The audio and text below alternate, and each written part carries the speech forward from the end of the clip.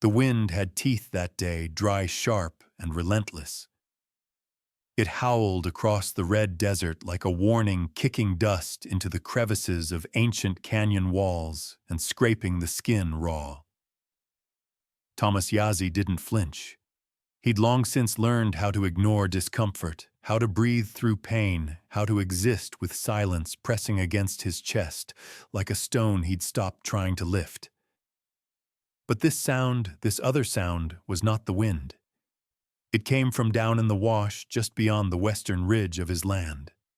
A high, piercing cry, small and jagged like shattered glass on a wooden floor. Thomas paused mid-swing, his axe frozen above the half-split log. He listened. The horses in the corral stirred uneasily. The sound came again. Not a coyote. Not a hawk. Not the wind. A child. He let the axe drop and grabbed his rifle out of habit, even as instinct told him it wouldn't be needed. Still, you didn't walk blind into the canyons, not anymore. He crossed the dusty yard boots, thudding against cracked earth heart suddenly too loud in his chest. The cry came again, closer this time, with something new laced into it. Not just fear, not pain. Defiance. He descended into the dry wash, pushing past thorny scrub and low mesquite. The light shifted, there filtered and strange, and the heat pressed against his back like a second skin. He saw movement up ahead, a flicker of fabric, a shape too small for the landscape. And then he saw her. A little girl, maybe 4 years old, stood with her feet planted in cracked earth like roots. She wore a torn dress crusted in dust and dried blood. Her hair was tangled, her cheeks streaked with dirt, but her hands didn't shake. In one of them, she gripped a broken stick held high like a weapon. Behind her, a woman lay half buried in the shade of a rock, motionless. "You stay back," the girl said. Her voice cracked, but the stick didn't waver. "On my life, I'll hit you." Thomas stopped 10 feet away and slowly raised his free hand. "I believe you," he said. The girl squinted up at him, eyes dark and wild, full of a kind of grief that didn't belong in someone that young. "I don't want to hurt you," he added gently. "I just want to help." "She's not dead," the girl whispered, as if daring him to argue. "She's just asleep." Tomas let his eyes slide toward the woman. She was young, too young to look that broken. Her dress was ripped at the shoulder, her hair caked with blood, her legs curled like a rag doll dropped in the dirt. He saw boot tracks, drag marks, the kind of violence that men justify to themselves when they believe the desert won't tell. "She your mama?" he asked. The girl nodded once, and her chin quivered. She wouldn't wake up last night. I held her hand, but she didn't squeeze back. Thomas's throat tightened. "What's your name, Nijoni?" "That's a strong name," he said. "My name's Thomas Yazzie. I live just past that ridge. I have clean water, medicine, food. I'm not leaving her." "You don't have to." The stick in her hand trembled. Her whole body did. And yet she stood there between a grown man and her fallen mother, ready to fight with nothing but a piece of wood. "You promise you won't hurt her?" she asked. "I promise." "On your life," Thomas didn't blink. "On my life." The girl hesitated, then stepped aside with the kind of slowness that showed just how much it cost her. Thomas approached, carefully kneeling beside the woman, Mariah he'd learn later, and pressed his fingers to her throat. Weak pulse, breathing shallow. Her skin was hot, too hot, and her lips were cracked open in a way that spoke of thirst beyond bearing. He saw bruises, dried blood, a head wound crusted over but still angry-looking, broken ribs most likely, dehydration, exposure. She was barely hanging on. How long has she been like this, since the sun went down yesterday? Some men, they took everything, left us here, Tomas felt a slow, burning anger creep up his spine. He focused on what he could control. "You stayed with her all night. I couldn't leave her alone." Nijoni's voice cracked, and she swiped at her face with a dirty hand. "She doesn't like the dark." He nodded. "You did good, Nijoni. You did real good." He stripped off his outer shirt and folded it under Mariah's head. She weighed almost nothing when he lifted her bones and blood and pain. As he stood, he felt a tug at his belt. Nijoni had grabbed the edge, holding on with one hand, her stick still clenched in the other. They made their way back under the hammering sun, Thomas walking steadily, Nijoni never letting go. By the time they reached the house, his shirt clung to his back with sweat, and his legs trembled from the effort. He kicked open the door and carried Mariah to the only real bed he had. He laid her down with a gentleness that startled even himself. Nijoni climbed up beside her without a word, settling into place like a soldier back at post. Tomas moved fast. Water from the well, clean cloth, whiskey. He crushed dried herbs from the tin Shiaji had given him years ago, ones meant for fever and swelling, and whispered the words she'd taught him, though he'd never believed them until now. He bathed Mariah's forehead, coaxed water past her lips, cleaned the cuts as best he could. "Is she gonna die?" Nijoni asked. "Not if I can help it." "I can help too," she said, eyes fierce. "Mama says I'm strong. I believe her." The girl didn't smile, but she leaned against the edge of the bed and rested her forehead on her mother's hand. The broken stick lay beside her, reverent and still. Tomas stepped back and watched them, this child who guarded with everything she had, and this woman who breathed like the wind might steal the rest. Outside, the desert wind roared again, but inside the house there was only the quiet rhythm of survival. Tomas didn't know what tomorrow would bring, but he knew one thing: as sure as the sun scorched the canyon floor, he wasn't letting them go. Not now. Not ever. She burns like a lightning-split tree, quiet on the outside, fire at the core. The fever didn't break by morning. Thomas stood at the edge of the room, arms crossed, eyes heavy from a night of watching shadows crawl across the walls.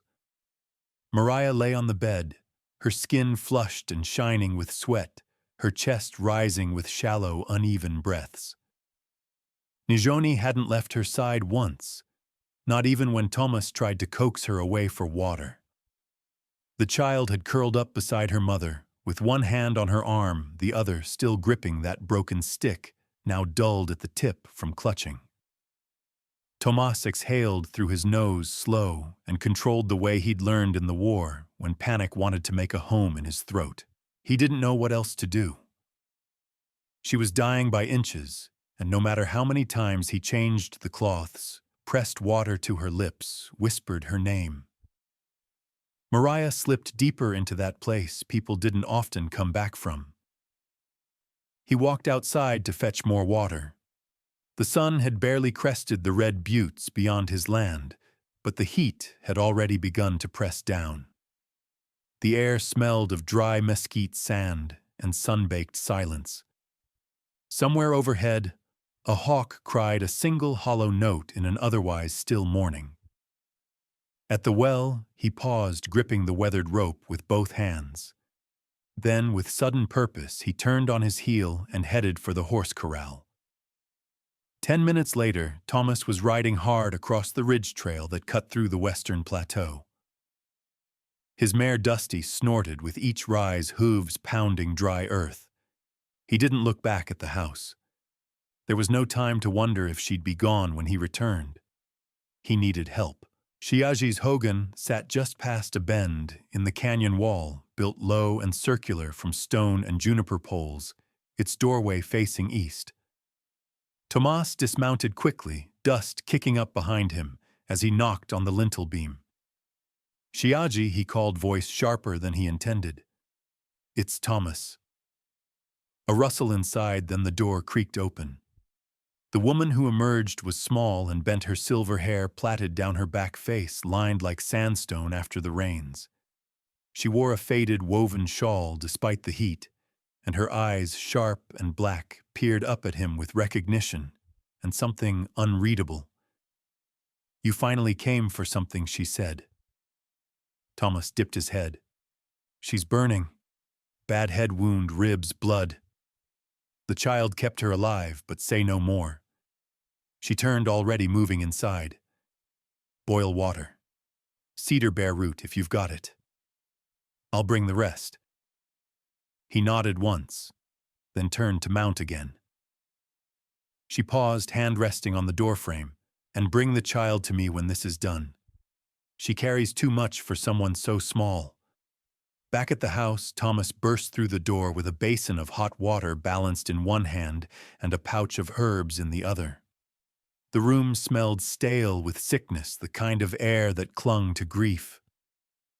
Nijoni sat where he'd left her, eyes dry but red-rimmed. "She moved," she whispered. "Just a little." Tomas knelt beside the bed, poured the herbs into the water, and dipped a cloth. The scent of bear root and cedar filled the space, a stringent, earthy grounding. "Good," he murmured. "That's good." As he worked, he spoke softly. "Shiyaji's coming. She knows what to do. We're not alone in this." Nijoni didn't answer. She simply watched, clutching her stick, like it might turn into steel if she willed it hard enough. Hours passed like ghosts through the room. The sun rose higher, casting its golden light across Mariah's face, making the sweat glisten like dew on a dying leaf. When Shiyaji arrived, she moved with quiet urgency.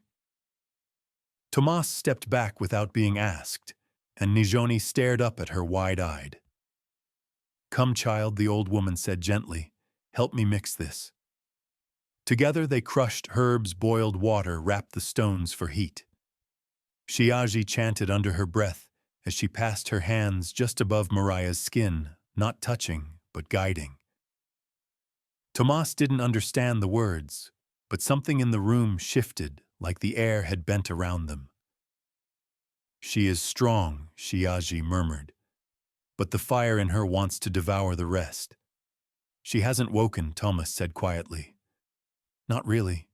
She's caught in the space between." Nijoni looked up at her. "Can she come back only if she chooses?" That night, Thomas sat on the floor beside the bed, knees pulled to his chest, back against the wall. His rifle lay across his lap, not because he expected trouble, but because it reminded him of who he was before this. Before a woman and a child shattered the quiet he'd wrapped around himself like a cloak. The house was dim, lit only by the lantern in the corner and the moonlight spilling through the window. He watched Mariah breathe. In, out, in, out. Each time felt like it might be the last. "I don't know why I care," he muttered to the ceiling. "You're strangers. You could be gone tomorrow." And still he'd carried her through the heat, like she was already his burden to bear. Still he'd stripped his own bed, given her water, wrapped her wounds. Still he'd promised a child on his life. At some point his head dropped back against the wall. His body gave out before his mind did. He dreamed of fire and sand, of Nijoni's voice echoing in the canyon, of blood and horses and the way Mariah's eyes had flickered open for half a breath before closing again. And then a sound, small, hoarse, fragile. Water. Thomas snapped awake, heart pounding. He scrambled to the bedside. Mariah's eyes were open, glassy, unfocused, but alive. He held the cup to her lips, guided a sip. She choked, then swallowed again. Her hand reached out weakly and found her daughter's shoulder. "Nijoni." "She's here," Thomas said, his voice unsteady. She never left. Mariah turned her head. Their eyes met, and in that moment something raw passed between them. Recognition, confusion, fear. Then she drifted again, but not as deep this time. Thomas leaned back in his chair. The fever hadn't broken yet, but she'd come back to the surface. A start. Beside her, Nijoni rested her cheek against her mother's arm, eyes already closing with exhaustion. The stick slipped from her fingers and hit the floor with a soft clatter. Tomas picked it up and held it in his hand. It was just a stick, splintered, dirty, worthless by most accounts. But in that moment, he understood it was something more. It was a line in the sand, a weapon forged by will alone, a promise. He set it gently on the nightstand and looked back at the sleeping girl and the woman barely hanging on. And for the first time in years, he prayed. Not loudly, not in any way a preacher would recognize. Just one word in his heart repeated over and over. Please. You carry ghosts in your eyes, Thomas Yazzie. But this woman carries something heavier, hope. The scent of cedar and sickness still clung to the corners of the room. Thomas stood at the door with the sun rising behind him, casting a long shadow across the wooden floor. He hadn't slept. Again.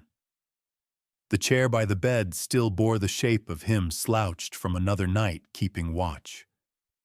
Mariah hadn't stirred since the moment she whispered her daughter's name. Her fever had dipped, not broken. Her skin still felt like a fire smoldering beneath thin bark. She was in between, neither gone nor here. Nijoni sat cross-legged on the rug beside the bedlips, moving silently, humming some tune known only to her and her mother. She hadn't let go of Mariah's hand. Her other arm rested across the stick in her lap, like it was a shield. Thomas stepped outside, letting the screen door creak shut behind him. The desert stretched in every direction, vast and red and humming with heat. He walked toward the corral boots, kicking up fine dust. The horses stirred, but he didn't look at them. He moved past the barn around the edge of the storage shed and stopped at the place where the ridge sloped downward. His eyes scanned the trail that wound through the rock spires. He saw it again. Boot prints. Dried now. Still deep. 3 pairs. Big. He stared at them for a long time, jaw-clenched, hands on his hips.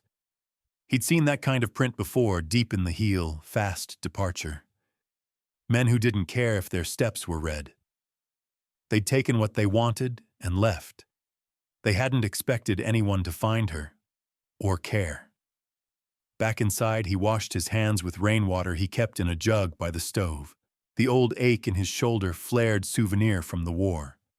He ignored it. The basin steamed on the stove, filled with another round of bear root and wild mint from Shiaji. When he returned to the bedroom, Mariah's lips moved again. Not words. Not yet. But sound. Tomas dipped the cloth, squeezed it out, and pressed it gently to her forehead. Her face twisted, eyes fluttered. Mama Nijoni whispered. Mariah didn't answer. Her eyes rolled beneath her lids like she was caught in a dream with too many teeth.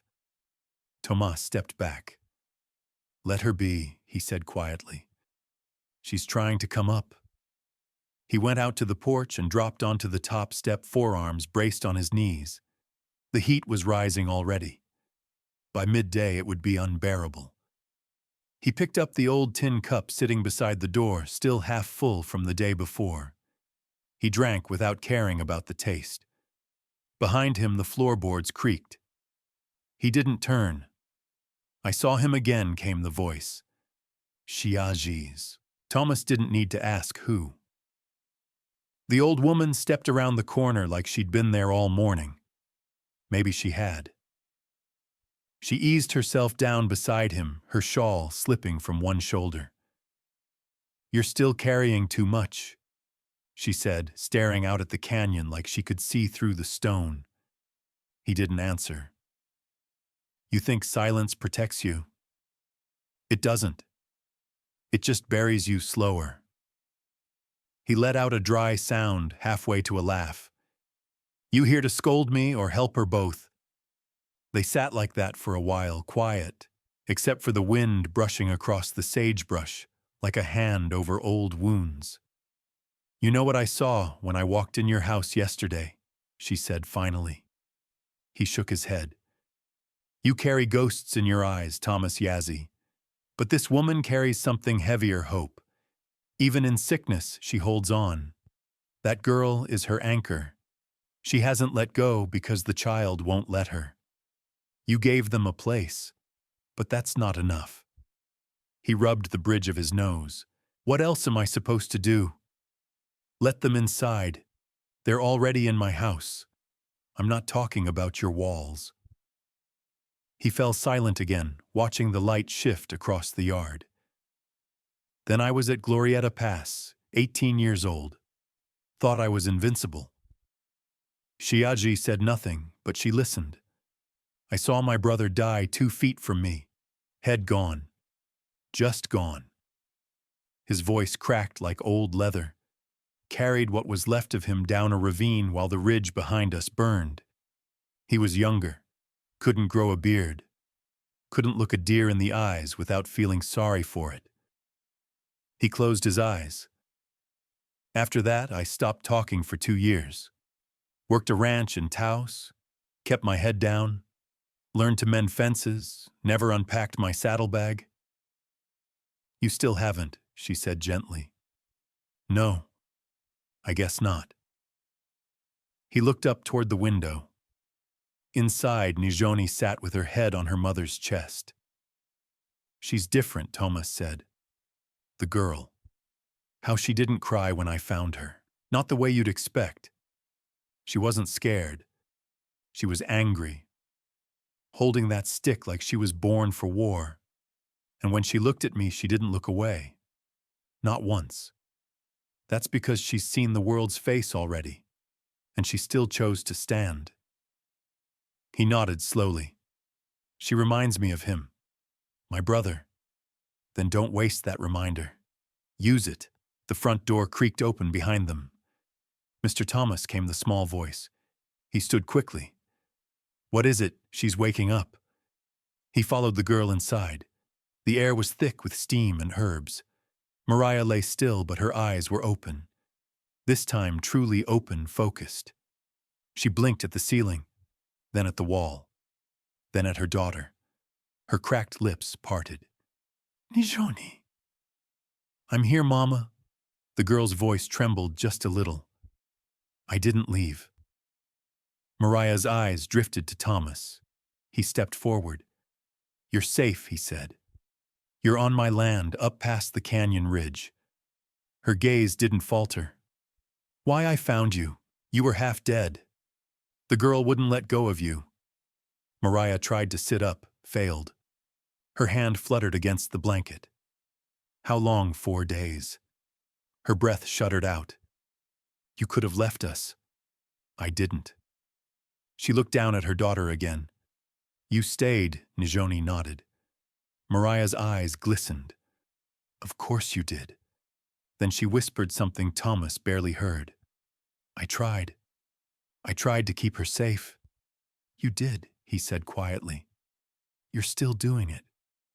She met his eyes again, and this time the fear in them looked older, buried under layers of sorrow and shame.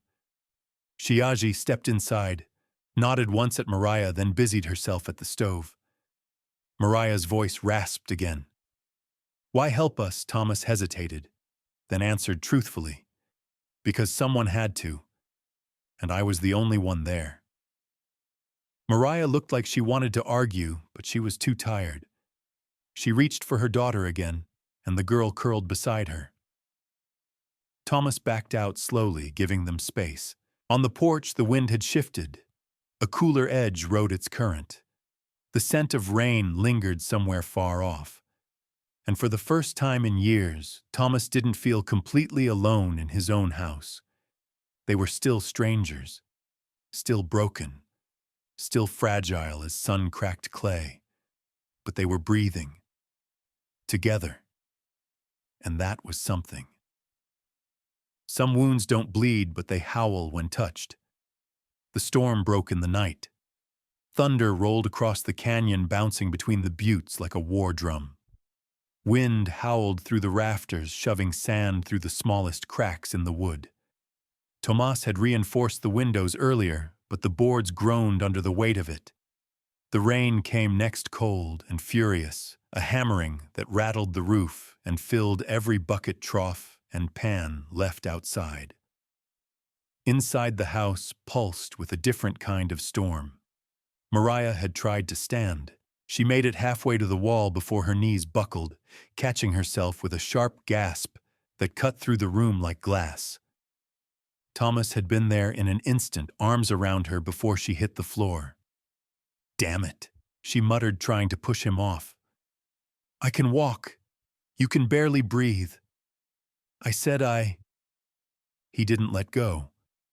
Didn't yell back, just lowered her gently into the armchair by the fire and stepped away.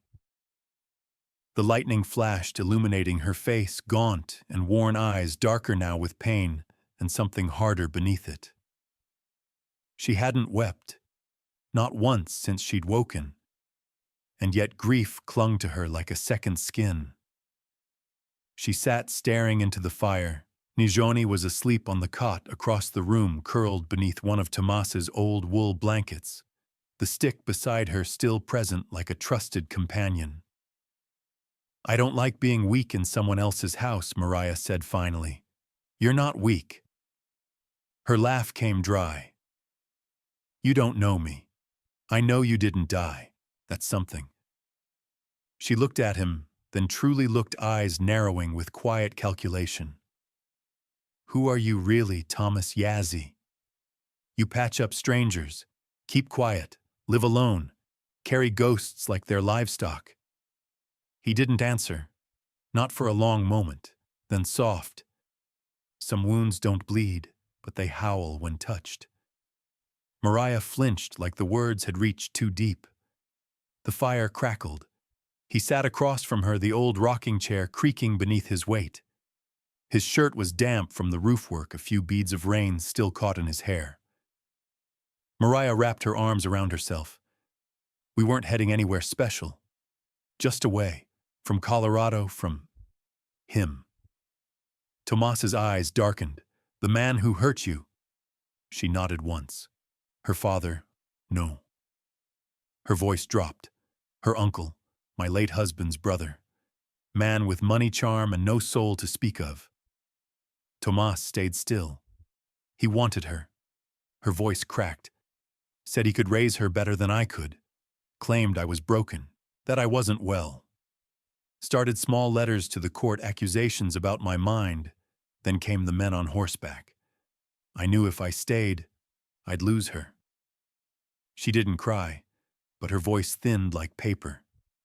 "So I ran. Took what I could, crossed the border and kept riding." Tomas watched the flames dance, casting shadows across the log walls. "He had men follow you, I don't know. Maybe. Or maybe it was just cruel timing." He leaned forward, elbows on his knees. "I saw 3 sets of prints in the sand near where I found you." Her mouth tightened. "Did they touch the girl?" he asked. "No," she whispered. "I don't think they cared about her. They wanted to scare me, prove a point. And they left you for dead, like trash on the canyon floor." The storm outside raged harder, a gust slamming into the side of the house. Nijoni stirred, but didn't wake.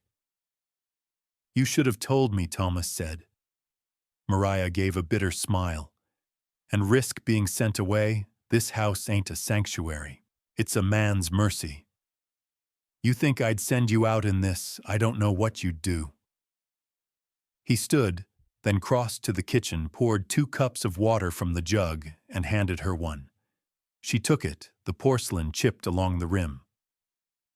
"I'm not here to control you," he said. "You're free to stay. Not because I pity you, because that girl deserves peace. And you." He paused, choosing his words carefully.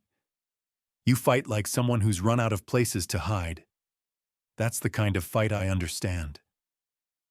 Mariah's fingers trembled as she lifted the cup. I'm not used to kindness. Neither am I. They sat in silence, thunder pressing against the roof like a beast trying to claw its way in. The room, though warm, felt brittle, like one wrong word could shatter it. Then Mariah spoke, quiet but clear. She keeps having nightmares. I've heard her. She dreams of the canyon, of hooves, of me not waking up. Thomas looked toward the cot. She's stronger than most men I've known. She shouldn't have to be. Mariah's voice cracked. She's 7. She should be chasing lizards, learning to plait hair, not guarding corpses with a stick. She has you. Mariah looked down at her lap. Her hand clenched the fabric of her dress. Do I? I don't even know who I am anymore. I was someone's wife, then someone's prey. Now I'm just drifting. You're her mother. That's enough. For the first time, her eyes softened. Not much, but enough. She asked me yesterday if we'd be staying long. I didn't know what to tell her. Thomas stood again, crossed to the window, peeked out at the black sky. You can stay until the storm passes. Which storm? He turned. All of them. That landed somewhere inside her, deep enough to make her swallow hard. Then came the knock. 3 sharp raps on the door, muffled by wind. Thomas froze. Mariah stiffened in her chair. No one knocked out here. Not without reason. He grabbed the rifle, leaning against the wall. Another knock, slower this time. He crossed to the door, opened it a crack. On the porch stood a tall man in a soaked duster hat, low over his eyes, dark mustache dripping rain. He held his hands out to the sides, palms visible. "Evenin'," the man said with a crooked smile. "Name's Calder. Looking for a place to dry off. Storm caught me between towns." Thomas didn't speak. The man nodded toward the sky. "Don't mean no harm. Just need a place to wait out the worst of it." "I've got coin." Thomas studied him. The man smelled like iron and whiskey, and there was something tight in his posture, like a coiled spring under a gentleman's mask. From behind, Mariah's voice sliced the air like a blade. "Get him off this land." Thomas didn't turn. "You know him, I know that voice." Calder's smile widened. "Well," he said slowly, "looks like the dead do come back to haunt." Thomas didn't hesitate.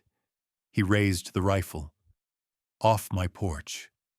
Rain poured harder, thunder breaking the sky, and still Calder stood grinning through the downpour, hat dripping, boots planted firm. "All right," he said. "All right, I'll go." He turned, walked slowly into the storm. Thomas closed the door, locked it. Mariah's hands were trembling now. He worked for Richard, one of the ones who found us outside Durango. Tomas turned toward her. "He'll be back." She nodded. "And next time he won't be alone." Justice in these parts ain't blind. It just looks the other way until it's paid to see. Dust still hung in the air from Calder's retreat, lingering in the cracks of the floorboards and the back of Thomas's throat. Morning broke, pale and brittle light creeping over the land like it didn't want to wake the dead. Mariah hadn't slept. Her body rested, but her mind rattled. She sat at the kitchen table with a cup between her hands, long gone cold. Her eyes were fixed on the door, as if willing it to stay closed. Thomas moved around the room, silently gathering supplies. A rifle sling, a flask, a worn trail map. Every motion was deliberate, measured. His silence wasn't distance, it was preparation. "He'll tell Hale," Mariah finally said. Her voice barely carried. "He'll send others." Thomas nodded, slipping cartridges into a small satchel. "He already has, if not last night, then before. You think they'll come soon enough." He stopped, met her eyes. "I'm going to see Elias," Mariah frowned. "The tribal judge?" He's the only man out here who can get us ahead of this. If Hale pushes through the court, tries to claim custody, Elias is the one who can stop it before it sticks. She looked down at her hands. You think it'll matter? Hale has lawyers' sway, money. Thomas crouched in front of her. I've seen what power looks like when it rides into town like it owns everything. But I've also seen it flinch when someone stands in its way. Mariah's throat tightened. I can't pay for justice. You don't have to, he said. Not this time. She looked past him to the door again. What if it's already too late? Then we make sure it's not. Nijoni padded into the room, then hair wild from sleep, dragging the stick behind her. She blinked at them both, sensing the tension like a shift in the wind. Where are you going, Mr. Thomas? She asked. Into town. Will there be bad men there always? She nodded solemnly, as if she'd expected no less. Mariah stood and crossed to her daughter, kneeling to tuck a loose strand of hair behind her ear. Stay close to Shiaji while I rest, all right? Are you scared? Mama Mariah hesitated, then kissed her forehead. Not when you're near. The sun had barely crested the canyon walls when Thomas saddled the mare. He rode out with the wind in his face and the rifle strapped to his back. The land stretched wide brush and red stone passing in a steady rhythm. Buzzards circled in the distance, tracking something Thomas didn't want to think about. Tonani's was quieter than usual when he arrived. The townsfolk moved slower, wary. They'd heard things, felt them. Rumors blew through dry towns like tumbleweeds always picking up grit. Tomas tied the horse outside the old schoolhouse-turned-courthouse and climbed the steps. Inside, the air was thick with incense and old books. Judge Elias Begay sat at a carved wooden desk, spectacles perched low on his nose, writing in a leather-bound ledger with meticulous care. Thomas Yazi Elias said, without looking up, "Didn't expect you till spring. It's urgent." Elias looked up now, and his eyes sharpened. Thomas told him everything briefly, cleanly. No embellishments. Just facts and fire. Elias listened without interrupting. When Thomas finished, he closed the ledger and leaned back in his chair. I know the Hale family, Elias said. They've spread like mold through the valley. That man's got tendrils in every county north of the San Juan. He's after the girl. Says Mariah's unstable. Wants to take her. Does he have papers? Not yet. But he'll get them. Elias rubbed his chin. You sure she's fit to keep the child? Thomas stiffened. She crossed 300 miles with a child strapped to her back and a fever in her bones. She fought off 3 men with nothing but a rock and a scream. I'd stake my life on her being more fit than any man who sends hired hands to break bones in the dark. Elias gave a slow nod. And you? Why are you fighting this hard? Because someone has to. And because I'm tired of watching good people be buried by rich men's silence. The judge stood and walked to the window, looking out toward the desert horizon. Justice in these parts ain't blind. It just looks the other way until it's paid to see. I'm not paying, Thomas said. Didn't ask you to. Elias turned. If you're willing, I can draw up papers, temporary guardianship. It won't stop a federal order, but it'll make them think twice. They'll have to come through me, and I'll make it ugly. Do it. Elias walked back to his desk, opened a drawer, and pulled out a legal pad. You'll need to bring her in. I need her statement, her signature. Tomorrow. Sooner if you can. Outside, the sun burned hot. Thomas left the courthouse and walked past the post office where a familiar face caught his eye. Sheriff Paxton leaning against a post, chewing the end of a matchstick. Yazzie Paxton said, voice low. Sheriff, heard you've got company out on the ridge. Depends who's asking. Paxton squinted. I'm not one for gossip, but Calder's been sniffing around again. Real quiet? The kind of quiet that makes horses spook. Thomas nodded. You watch your back. That man's a knife wrapped in silk. I'll take care of it. Paxton glanced over his shoulder. You always do. Just don't take too long. We both know what men like Hale do when they get impatient. Tomas rode hard on the way back. Every shadow seemed to twitch, every gust carried the taste of warning. He pushed the mare harder until the ridge finally opened to the familiar line of the cabin roof. Mariah stood out front with the girl a bucket in one hand and the other shading her eyes. When she saw Thomas, she dropped the pail and ran limping but fast. He dismounted before she reached him. You all right? She asked. For now? She looked at his face, pale and tight. What is it he's moving? Calder's just the start. And Elias? He'll help, but we need to act fast, she swallowed. I'll go with you tomorrow. You sure her eyes didn't waver? If I don't stand now, I'll never stop running. From the porch, Shiaji watched in silence, her shawl fluttering like a flag in retreat. Behind her, the wind shifted again, bringing with it the scent of sweat, sage, and something acrid. Gun oil. The storm was coming, and this time it had a name. She carried fire in her blood, but when the law came knocking, it was paper that nearly undid her. The wheels of the buckboard creaked as Thomas guided the old mule team down the uneven path, leading back into To Nanisdizi. Mariah sat beside him, her face half covered by a woven scarf, to keep the dust from her mouth and the recognition from her eyes.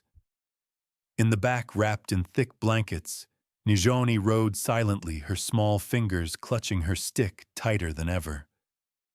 The closer they came to town, the straighter Mariah sat, like she was building armor from bone and breath.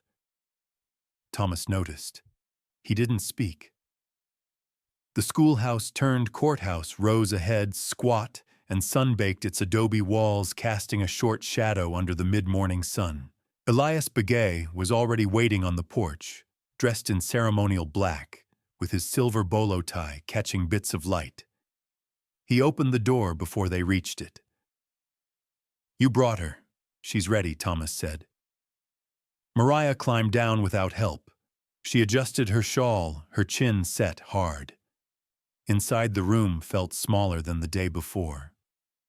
A single table had been moved into the center with a half-empty inkwell, and a legal pad placed neatly beside it. Elias gestured to the chair. This'll be informal, but it needs to be honest. Mariah sat slowly. Nijoni clung to her skirt until Thomas knelt and whispered something in Diné Bizad. The girl blinked up at him, then let go, trailing after him to a bench near the window. Elias took a breath. State your name. Mariah Tahoma, she said. Her voice was even. You understand this affidavit will be entered into record in the event of a custody dispute. I do. Tell me about your daughter. She's my heart, Mariah said, steady. She was born in Ignacio, Colorado. Her father died before she could speak. I've raised her alone since. And the claim from Richard Hale that you are mentally unstable, that you left the state without legal notice and endangered her well-being. Mariah's jaw clenched. If running from a man who believes a child is property is unstable, then I'll wear the word. But I didn't endanger her. I protected her. She's alive because I ran. Elias leaned forward. And the men who followed you, they weren't there to talk. Tomas watched from his seat, his hand resting on Nijoni's shoulder. The girl hadn't spoken since they entered, but her eyes flicked between everyone, absorbing every word. Do you have witnesses to corroborate your state of mind, your care of the child? Only him, she said, nodding toward Tomas. Elias turned. You vouch for her with my life. There was a pause. Elias wrote something down. Then he opened a drawer and withdrew 2 sheets of parchment heavier than the others. This is a temporary guardianship agreement, he said. Signed by you both, it makes Thomas a co-guardian pending a formal hearing. It means if Hale tries to move through legal channels, he'll have to deal with the tribal court and with me. Mariah looked up. So he can't take her. He can try, Elias said, but it won't be easy. She reached for the pen, her fingers trembling. She steadied them, signed. Thomas followed. Elias nodded. Good. Now the door slammed open. A tall figure strode in, spurs jangling. It was Calder, hat dripping, dust face smug as a fox in a henhouse. Behind him stood two other men, one heavy-set, the other wiry with a scar down his cheek. "Hope I'm not interrupting," Calder drawled. "You're not welcome here," Elias said. "Got business," he replied, pulling a folded paper from his coat.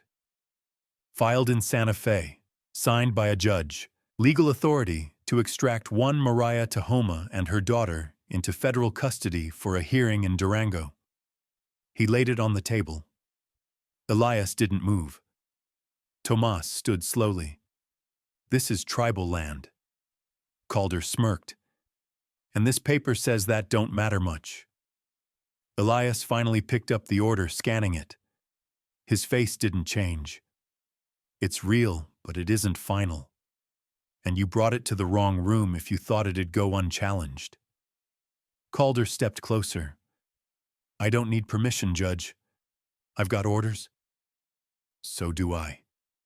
Elias' snapped voice rising like wind through canyon walls. "You try to take her now, and it becomes a matter of sovereignty. You want to go to war with this nation over one child." Scarface reached for his belt. Thomas stepped forward, his hand already near the rifle slung across his back. "Don't," Thomas said. The silence that followed was taut as a pulled wire. Calder's grin thinned. "We'll be back with more than paper next time.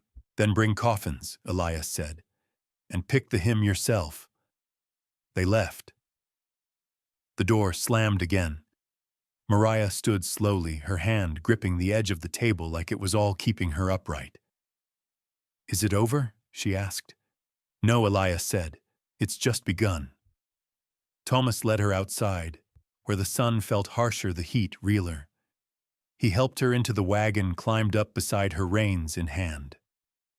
As the horses pulled them from town, Nijoni lay between them, asleep at last. "Is there any law left that means anything?"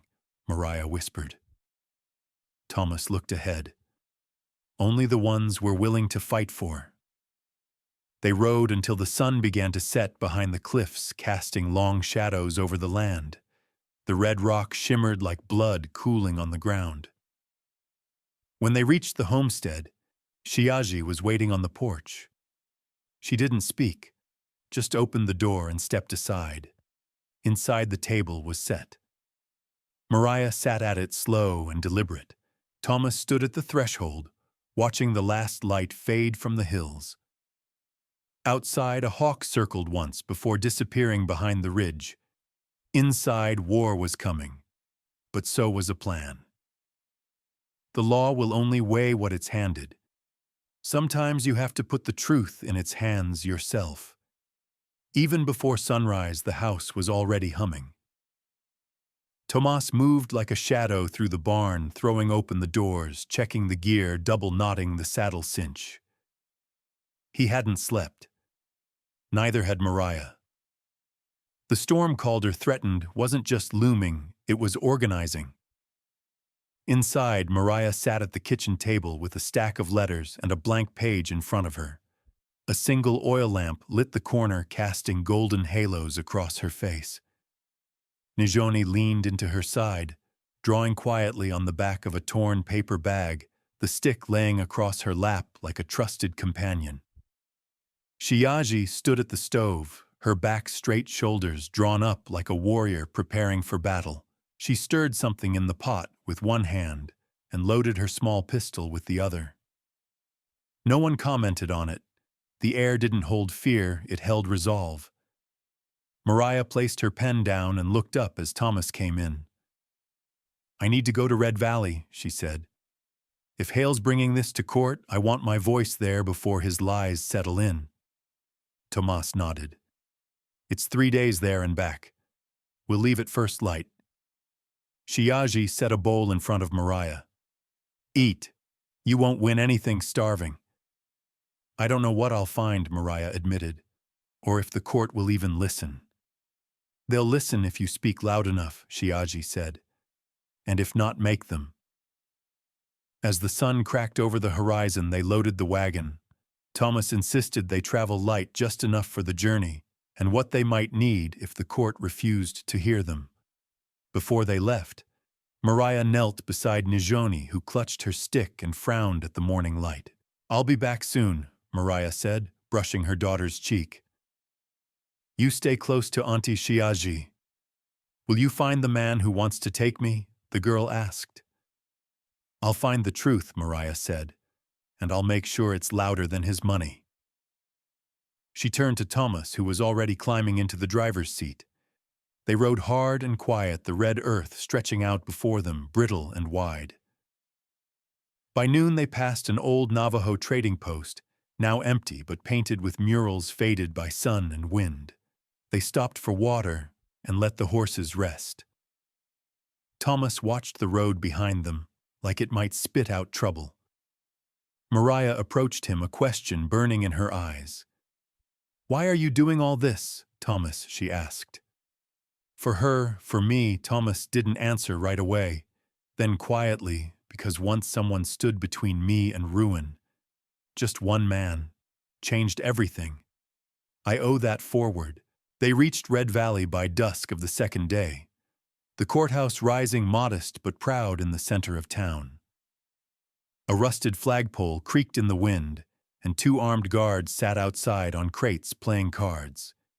Inside, the air reeked of ink, sweat, and old paper. A young clerk behind a desk barely looked up. We need to file a motion to challenge federal custody papers, Thomas said. The clerk yawned. You're out of jurisdiction. We're not. Not yet, Mariah said. And I have evidence. Witness testimony, letters, affidavits, and a tribal judge's seal. That caught the clerk's eye. He extended a hand for the documents. Mariah dropped them in his palm like weights. Sit. I'll call someone. An hour passed, then 2. Finally, a woman in her 50s entered, sharp gray eyes behind gold-rimmed glasses. She introduced herself as Magistrate Delaney. She didn't smile. You're asking for an emergency hearing on a tribal guardianship override, she said, flipping through the file. You understand how rare it is for these to succeed. I'm not asking for mercy, Mariah said. I'm demanding to be heard before a man like Hale claims my daughter through lies. Delaney stared at her a moment. You have 15 minutes. Courtroom 3. The room was small, with cracked leather chairs and a judge's bench that leaned a little to the left. Still, it had weight. It had presence. Mariah stepped forward when summoned, her chin high.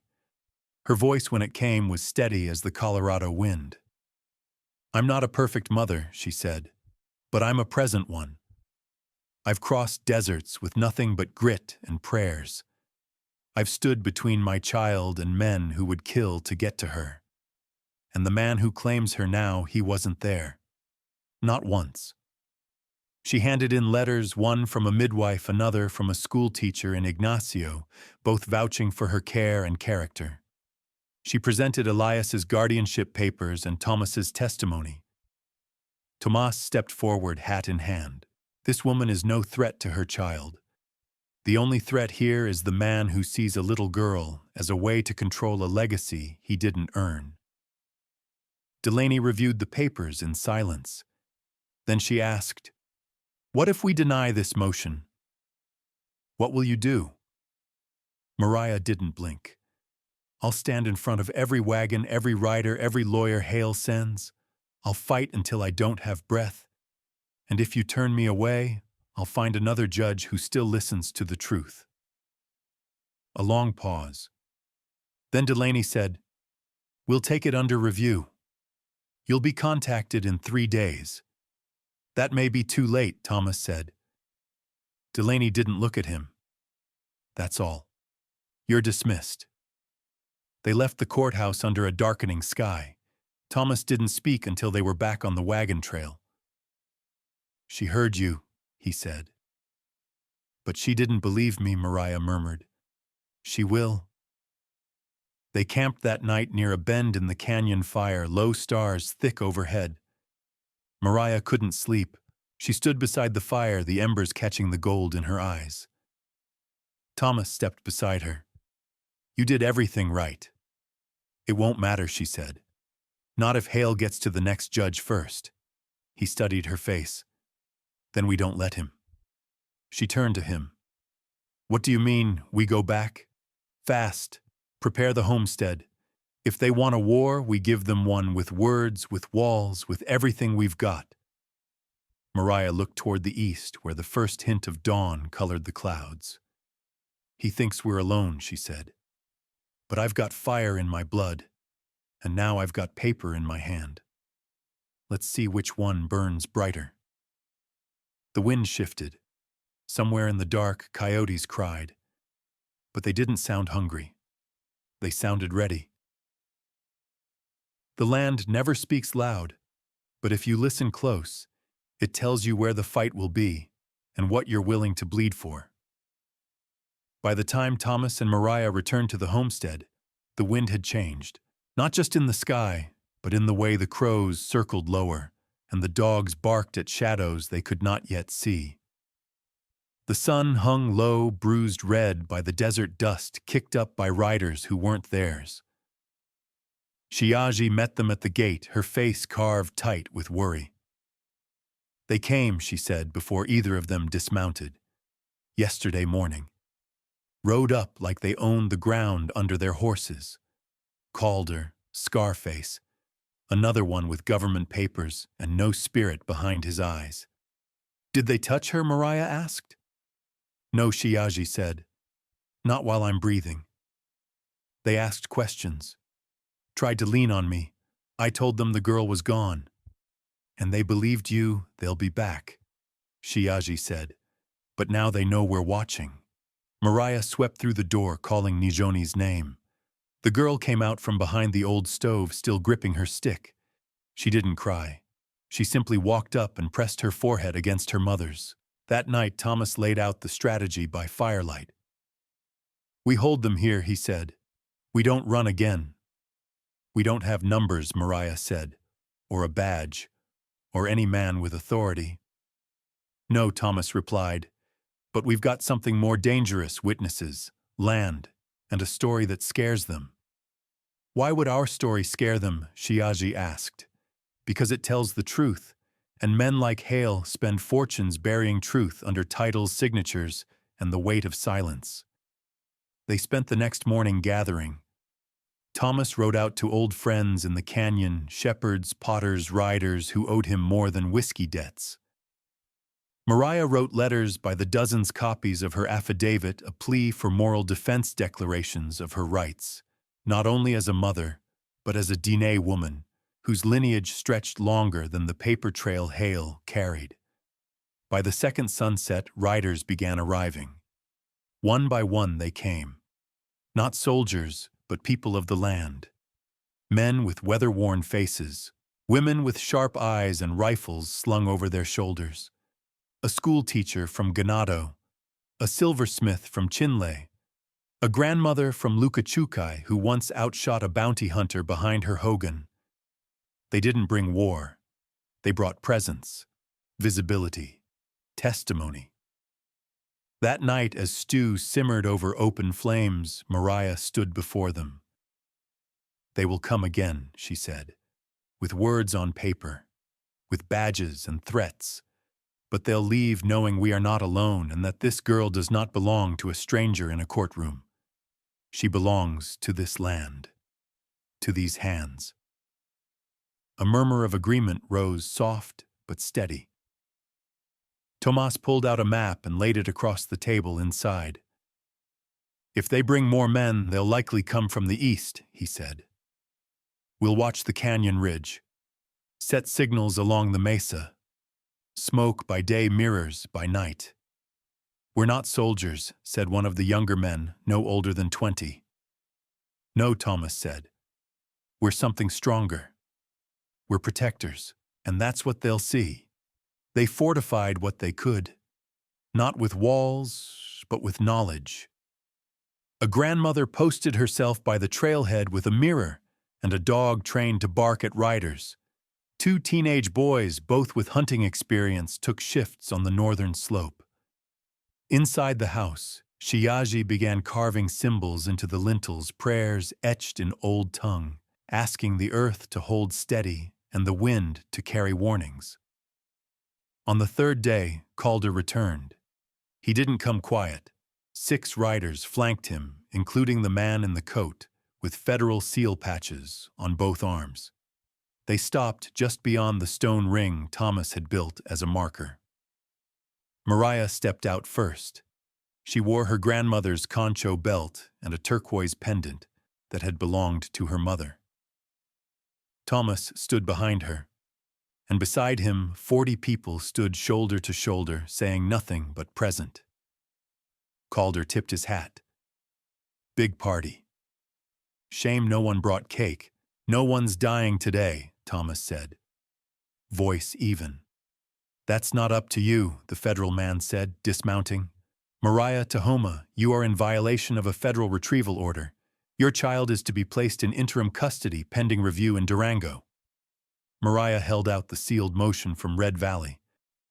"Not anymore," she said. "It's under tribal review. We're waiting on a ruling. That review doesn't override."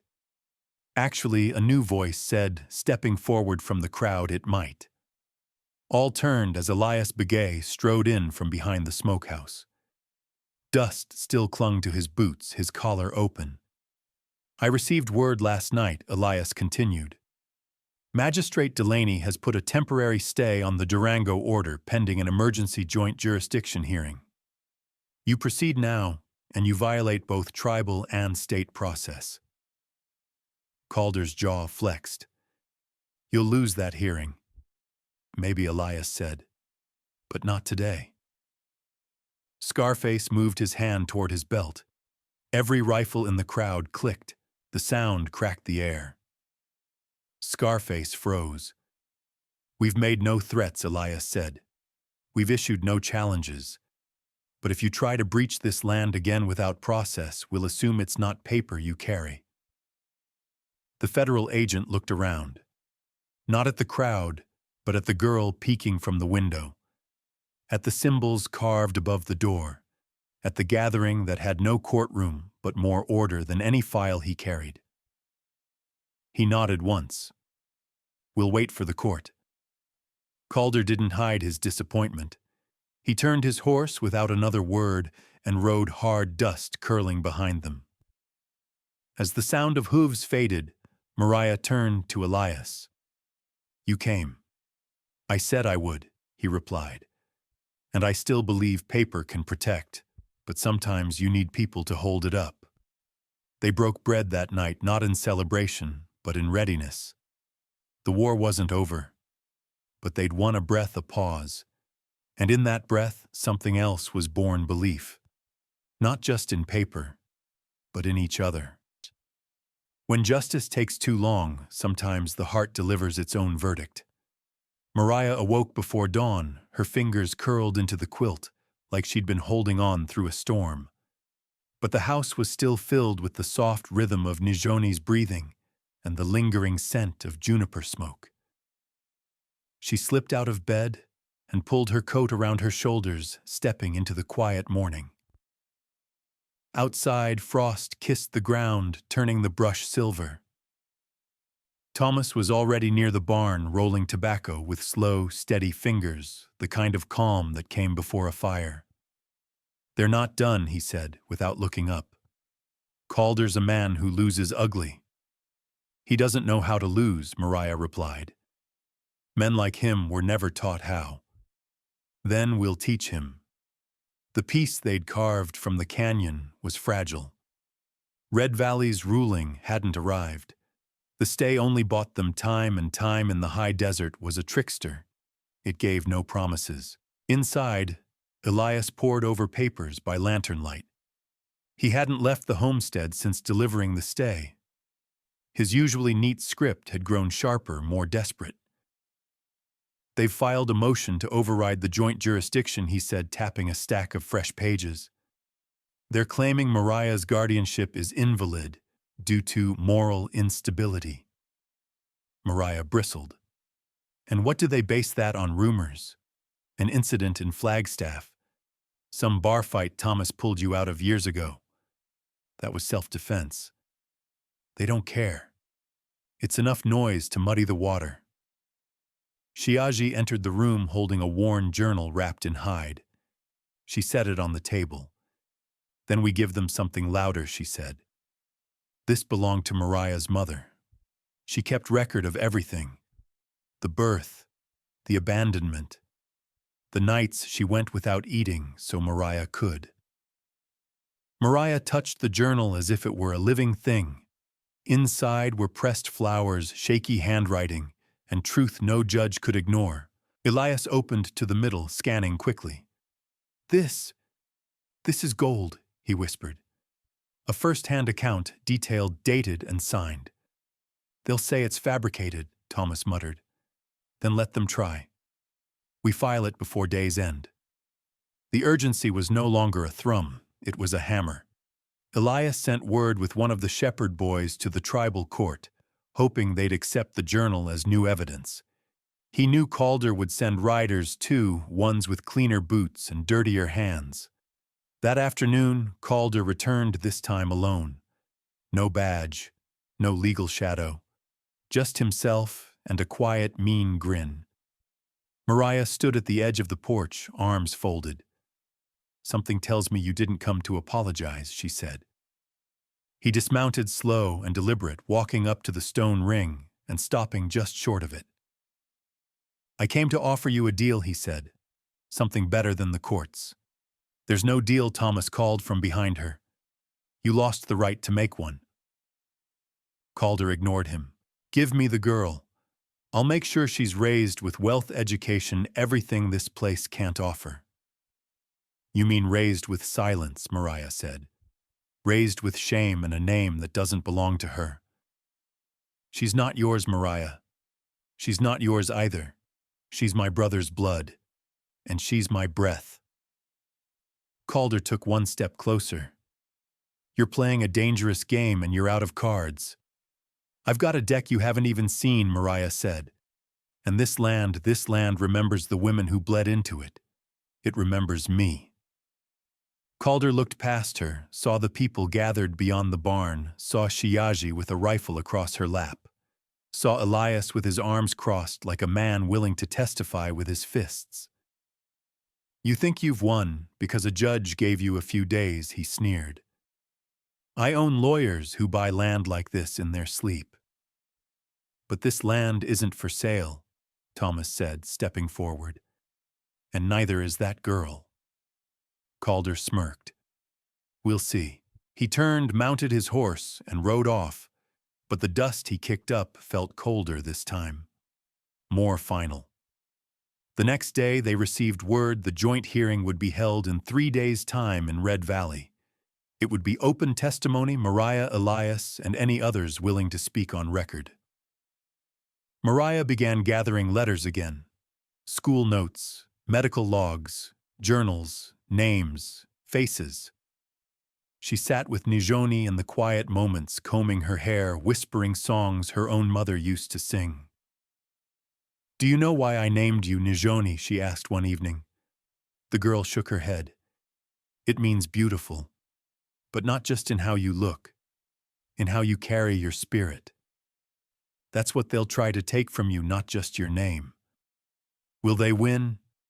Mariah smiled gently. "Not while I'm breathing." They packed again. This time with fewer nerves. There was a stillness to their movements now, a certainty. Before dawn, Thomas placed a bundle of sage in the wagon. Shiaji kissed Nijoni's forehead and handed her a small pouch of turquoise pebbles. "Keep these close. They remind the heart what direction it's going." Elias rode with them. He brought the journal, the letters, and the affidavit. He also brought a small, carved wooden figurine, something from his grandfather's shelf. For luck, he said. Mariah accepted it, turning it in her palm. It was a bear. Strong. Rooted. They left the homestead behind once more, but this time they didn't ride into fear. They rode into confrontation, into proof. And somewhere behind them, the land whispered steady and soft, "Remember who you are. Remember who you're fighting for." The law recognizes what the heart already knew. This is a family. The courtroom smelled of old paper and dust, a narrow room with tall windows that let in a hard, unforgiving light. It settled on faces and made everything feel exposed. Mariah stood at the table with Thomas beside her, their shoulders nearly touching. Elias sat just behind them, hands folded, eyes fixed on the bench. Nijoni sat on a wooden chair between Shiaji and a woman from the school in Ganado, her feet not quite reaching the floor. The broken stick rested across her lap, held carefully like something sacred. Across the aisle, Calder leaned back with practiced ease, one boot hooked around the rung of his chair. The lawyer beside him, slick hair, sharp suit, eyes that flicked like a lizard's, whispered in his ear. Calder smiled as if he were watching a play he already knew the ending to. The judge entered without ceremony. No robe, just a pressed jacket and a face lined with fatigue. He took his seat and surveyed the room, his gaze lingering for a moment on the child. "Let's proceed," he said. The lawyer rose first. His voice was smooth, confident, and precise, each word placed like a stone in a wall, meant to keep others out. "This case is about the welfare of a minor," he said. "My client, Mr. Hale, seeks custody not out of cruelty, but out of responsibility. The child's mother has demonstrated a pattern of instability, flight across state lines, exposure to violence, reliance on non-traditional guardianship, objection." Elias said calmly. "Mischaracterization. Sustained," the judge replied. "Stick to facts." The lawyer nodded, unfazed. "The facts are these: Ms. Tahoma fled Colorado without notifying the court. She placed the child in an isolated environment under the care of a man with no legal claim and a history of violence during wartime.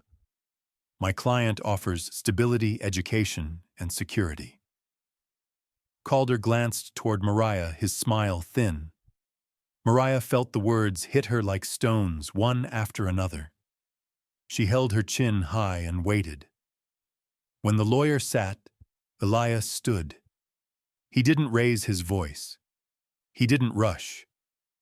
"This case is also about the welfare of a minor," he said, "but not in the abstract. In the living, breathing reality of one child. A child who survived an attack in the desert because her mother did not abandon her. A child who is here today because she was protected, not neglected." He held up the journal wrapped in hide. "This is a record kept by the child's grandmother. It details years of care, sacrifice, and responsibility. It documents meals missed, so the child could eat, nights spent awake to ease fevers, and a family history rooted in this land, long before Mr. Hale's name meant anything to a court." The judge took the journal, flipping through a few pages. His expression shifted just slightly. Elias continued, "You will also hear from witnesses who know this family, not from afar, not through letters written by paid hands, but from lived experience." He gestured to Mariah. She stood. Her hands trembled for a moment, then steadied. "I'm not a perfect mother," she said. Her voice carried clearly in the room. "I've been afraid. I've made choices under pressure, but every choice I made was to keep my daughter alive and with me. When men came for us, I ran. When they caught us, I fought. When I couldn't fight anymore, I survived." She looked at Calder, then directly. "You say you want what's best for her. But you weren't there when she cried in the dark. You weren't there when she stood between me and death with nothing but a stick and her will. You weren't there when she begged me not to let go. Her voice broke, but she didn't stop. I am her mother. Not because of blood alone, but because I have earned that name every day of her life. The room was quiet when she sat. The judge nodded once. Call your witnesses. One by one they came. The schoolteacher spoke of Nijoni's kindness, her quick mind, the way she shared her lunch without being asked. The midwife spoke of Mariah's strength during childbirth, of how she refused help until the baby was safe. Shiaji spoke last. She didn't sit. She stood tall, her shawl draped like a banner. This child belongs to her mother, she said simply. And this land knows them. It has kept them alive. That is not an accident. When the defense had no more questions, the judge turned to Thomas. You haven't spoken yet, he said. Do you wish to?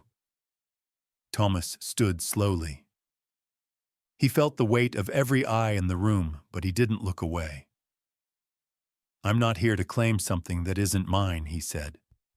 I'm here because when I found them, no one else would stand between that child and the desert.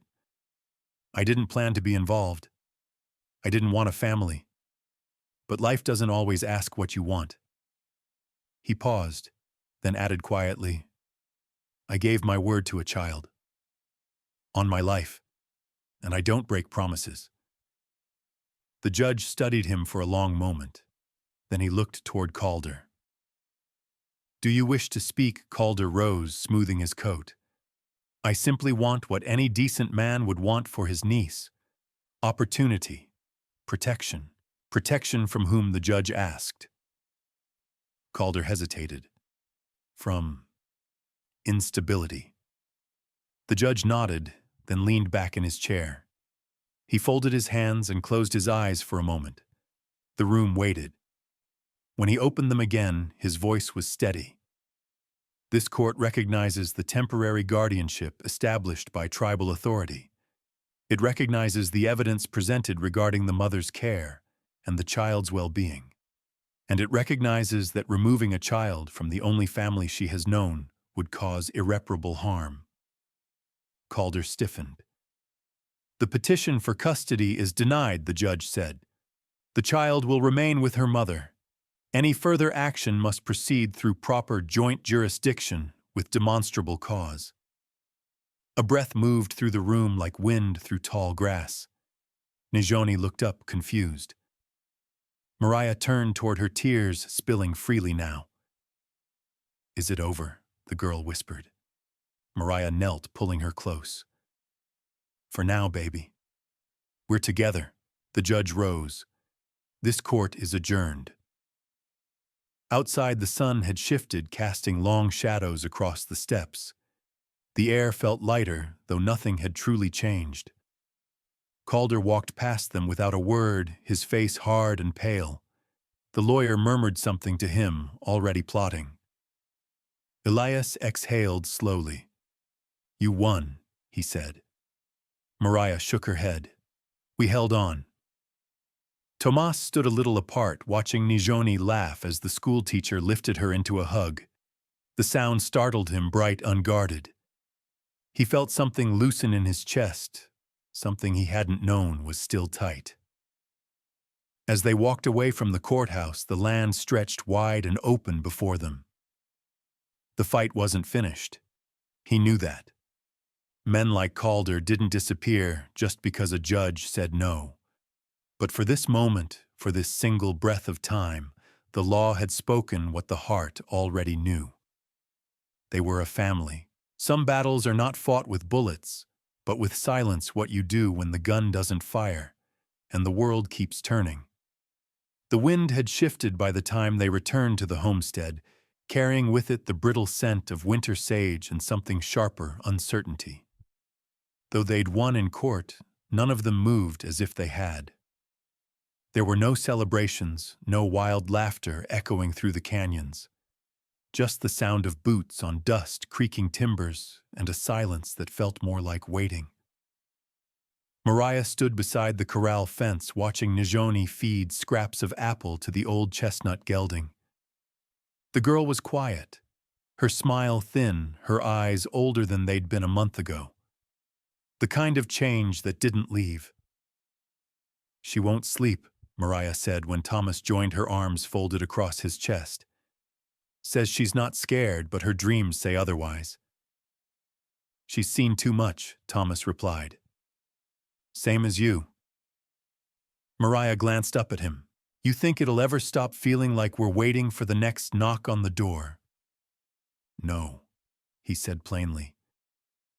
"But I think you get better at meeting it." They spent the next week tightening everything. Fencing, paperwork, legal reinforcements. Elias filed protections under the Indian Child Welfare Act and submitted formal guardianship with both state and tribal authorities. Nothing was left to chance. Still, the unease settled in their bones.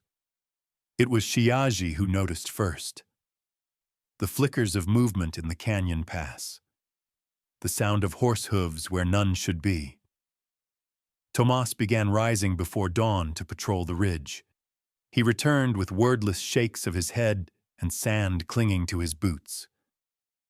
One morning, just before sunrise, a stone was found placed at the edge of the corral gate, flat, painted with a red X. "They're sending messages now," Thomas muttered, tossing it into the brush. "Cowards. Or warnings," Elias added grimly. "We humiliated Calder. He'll come back with something colder than a lawsuit." That evening, Thomas checked the rifle stocks, cleaned each with methodical care. Mariah boiled water for stew with her jaw tight, every stir of the pot a protest. Shiaji didn't say much, but she wove a protection knot into Nijoni's braid before bed and scattered cedar ash around the entryway. "Old ways still work," she said, "but we must prepare for the new ones too." 2 days later, the well was poisoned. The water ran slick with oil-black sheen floating like ghosts on the surface. The livestock refused to drink. Mariah nearly retched at the scent. No accident, Elias confirmed. Someone poured diesel straight in. Mariah slammed her fist on the porch post. "This isn't justice. It's vengeance. And they're too scared to do it face to face," Thomas muttered, brushing dust off his coat. "Which means they'll try something worse. Quiet, fast, clean." They gathered in the house that night, a lantern flickering low between them. "I can call in some people," Elias offered. "Men who don't ask questions and don't miss." "No," Mariah said. "We don't become them." "But we protect what's ours," Thomas added. "And if they come, we don't hesitate." Shiaji looked between them all and finally said, "Then we move the girl. Somewhere safe until we know." Mariah's breath hitched. "She won't go without me." "Then you go with her," Elias said gently. "Tomas and I will hold the ground." The next morning, they packed only what was needed: food, clean water, the bear figurine, and Nijoni's bundle of turquoise stones. Tomas handed Mariah a rifle polished and loaded. "This belonged to my brother," he said. "Now it's yours." "I don't want to run again," she whispered. "You're not running. You're preserving." At dawn, Mariah and Nijoni rode out toward the canyon rim. They would follow the wash to an old shepherd's cabin tucked deep behind the red rocks. No roads, no signs. Only memories knew the way. Back at the homestead, Tomas and Elias remained. They didn't speak much. They stacked firewood, repaired the gate, watched the horizon like it owed them something. It came on the third night. 3 men on horseback. No badges, no lights, no warning. They approached from the north where the cliffs swallowed sound. Thomas saw their shadows first elongated in the moonlight. He lit the lantern, set it by the door, and waited with Elias beside him. The first voice was cold and dry. "We're looking for the woman." "She's not here," Thomas said, stepping out onto the porch. "Then maybe we wait inside." "You're not welcome," Elias added, eyes fixed on their holsters. The men didn't respond. One dismounted, walked forward slowly. His bootsteps were deliberate, mocking. "That girl's worth a lot," he said. "To the right people. She's not a price tag," Thomas growled. But the man smiled. "Everything's a price tag. Even this land. Even you." He reached for his sidearm. Thomas moved first. The rifle cracked, echoing off the canyon walls. The man fell back, leg hit, not dead, but out of the fight. The others fled, one shouting, one cursing, but not firing back. When the dust cleared, Elias exhaled. "They'll be back." "Not tonight," Thomas replied. They tied the wounded man to a post, called in tribal law enforcement. When they arrived, quiet and solemn, Thomas handed over the rifle without a word. "Self-defense," one of the officers said. "He's lucky you spared him." Thomas nodded. "He won't be the last." "No," the officer agreed. "But word travels fast out here, and your word just got louder." Far from the homestead tucked between ancient stones and cedar, Mariah held Nijoni close by the fire. She'd felt the shift in the wind, the silence that followed the heartbeat that echoed through canyon bones. "Something's changed," the girl whispered. "Yes," Mariah said softly. "And not just out there. In here." She placed her hand over Nijoni's chest. "We've stopped surviving. We've started claiming." In the quiet, the fire cracked like a signal through the night. One battle had passed. Others would come. But they would meet them not as fugitives, not as shadows, but as something fiercer, rooted, unyielding, known by name. The canyon knew them. And now so did their enemies. Home isn't where you start. It's where you choose to stay, even when the storm knows your name. The sun cracked open the sky with bruised gold, casting long fingers of light across the canyon. The sheep cabin stood quietly beneath the red cliffs, its roof patched with corrugated tin and branches woven tight like a basket. Smoke rose from its chimney in a lazy swirl, disappearing into the warming air. Mariah sat on the porch, with a mug between her hands, steam curling past her face. Nijoni slept inside, bundled in the old wool blanket they'd found tucked beneath the cot, her face relaxed for the first time in days. The peace wasn't perfect. It was still bruised around the edges, but it was real. A crunch of gravel turned Mariah's head. Thomas emerged from the scrub boots, dusted rifle slung across his back. He moved slower than usual, but the fire behind his eyes was steady. "How's she doing?" he asked, easing down beside her. "She slept through the night," Mariah said. "No tears. No calling out. She knows it's over then." Mariah stared into the rim of her cup. "Is it?" Thomas exhaled, rubbing his palms together. "Elias confirmed this morning. Calder's been charged with conspiracy to commit assault, tampering with tribal guardianship proceedings, and unlawful interference. The man who tried to take the girl, he's testifying in exchange for a reduced sentence." "He'll sing loud," Mariah muttered. "Loud enough to bury Calder." They sat in silence, listening to the canyon breathe. A hawk circled above, riding warm drafts like a leaf caught in a story. "I never thought I'd see it," Mariah said finally. "Justice, not just paper, not just words, but something that holds." "You made it hold," Thomas said. "You and her." Mariah's eyes flicked toward the door. "I used to think this place would always be where things ended for me," she whispered. "Where pain stayed rooted. Where stories died." Thomas looked at her closely. "And now, I think it might be where they begin." That afternoon, they returned to the homestead. The trail was familiar, worn deep by hooves and time. As they crested the ridge, Mariah saw the place differently.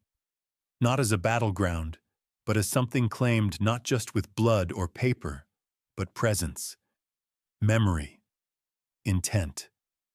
Elias stood waiting near the barn, waving his hat as they rode in.